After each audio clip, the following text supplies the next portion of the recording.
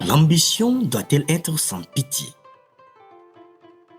La question majeure qui se pose aujourd'hui est de savoir si l'on doit faire signe de miséricorde si on veut accomplir de grandes choses. Cette phrase à première vue sonne comme un manifeste pour la dureté, un appel à écraser les obstacles humains ou non sur le chemin de la réussite. Elle semble dire « Laissez tomber la compassion, elle vous ralentit ». Et pourtant, ce n'est pas si simple. Commençons par un constat. Dans de nombreux récits de réussite, on retrouve ce portrait de l'individu qui s'élève, coûte que coûte. Le chef d'entreprise qui licencie pour sauver sa boîte. L'artiste qui sacrifie sa vie privée pour sa carrière. L'athlète qui, lui, il dépasse les limites du corps et de l'esprit. Mais est-ce cela ne pas faire preuve de miséricorde ou est-ce plutôt faire preuve de détermination absolue? Comme le disait Winston Churchill, l'histoire est écrite par les vainqueurs. Churchill lui-même n'a pas été tendre dans ses choix, notamment pendant la Seconde Guerre mondiale. Décisions stratégiques dures, souvent au prix de vies humaines. Mais il est aujourd'hui considéré comme un homme qui a accompli quelque chose. Alors, l'absence de miséricorde, est-ce le prix à payer pour l'histoire, pour la grandeur ou pour la trace? On idéalise souvent les héros du passé. Mais quand on regarde de près, peu d'entre eux ont réussi sans décision douloureuse. Ce n'est pas nécessairement de la cruauté, c'est un certain rapport au monde, une focalisation extrême sur un objectif. Alors la miséricorde, c'est quoi? Un frein? Est-ce un luxe ou un signe de faiblesse? On pourrait penser que oui, surtout dans les milieux compétitifs. Dans l'univers de la start-up, on vous dira que l'émotion n'a pas sa place à la table des négociations. Dans le sport de haut niveau, la compassion ne vous fera jamais gagner une médaille. Ou en plus dans la politique, montrer de la pitié peut être perçu comme un aveu de vulnérabilité. Mais à l'inverse, certains diront que c'est justement la miséricorde, l'humanité, qui donne du sens à l'accomplissement. Je me souviens d'ailleurs d'une conversation que j'ai eue il y a quelques années avec un vieil ami.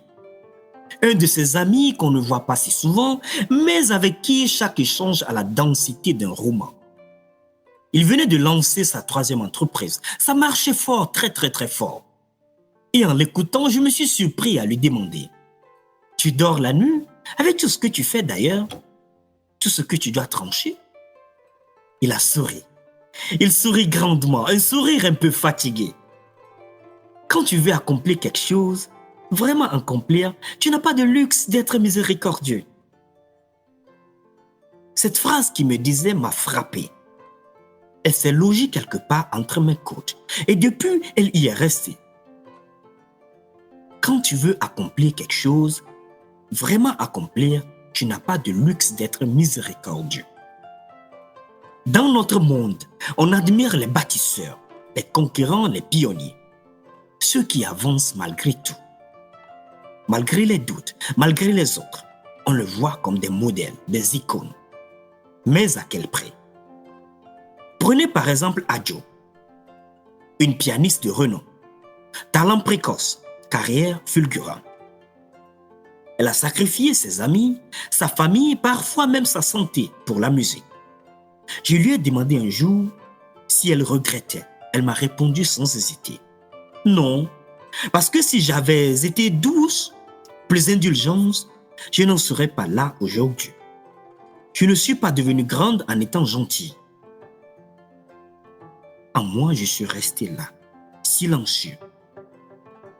Pas parce que j'étais choqué, mais parce que je comprenais.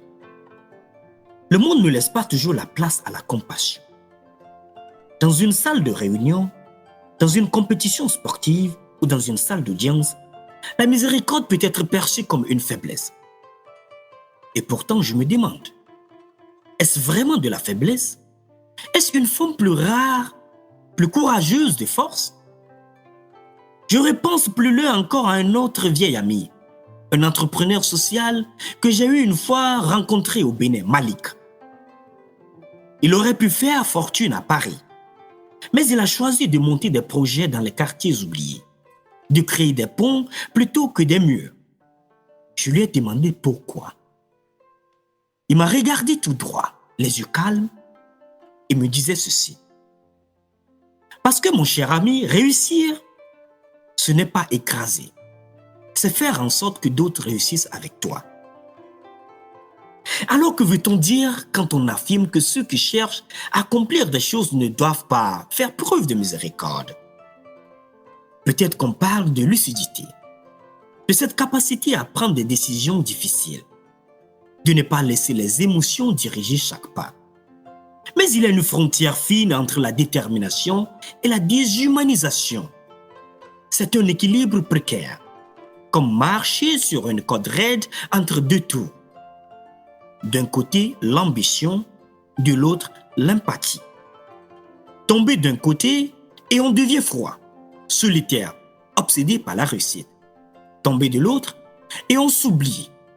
On va stagner, on ne réalise jamais ce que l'on pourrait plus devenir.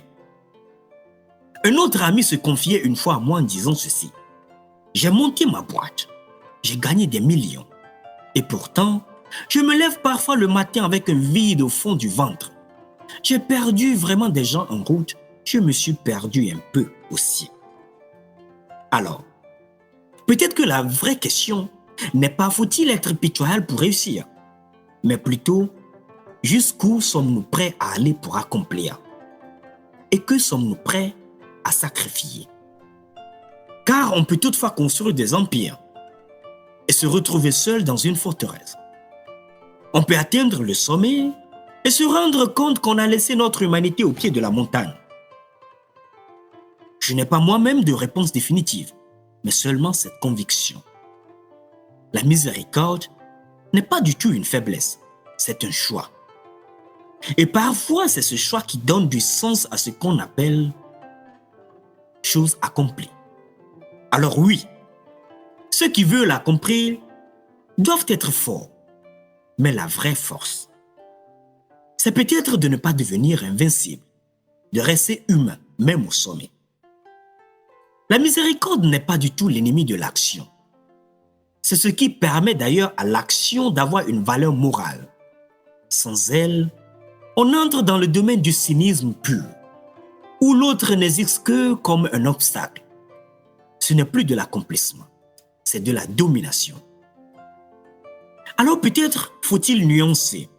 Peut-être que la vraie force, ce n'est pas de ne jamais faire preuve de miséricorde, mais de savoir quand et comment faire preuve d'humanité sans perdre de vue le cap.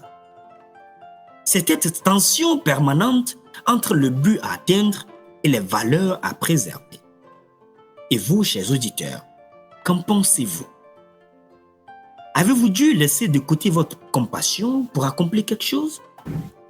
Est-ce un prix à payer ou un choix à refuser? Écrivez-nous. Laissez-nous vos messages, vos témoignages, vos coups de gueule. On les lira avec attention. Merci de nous avoir suivis dans cet épisode un peu plus intense que d'habitude. On se retrouve très bientôt dans les secrets de vie. Merci d'avoir marché ce bout de chemin avec moi et très belle journée.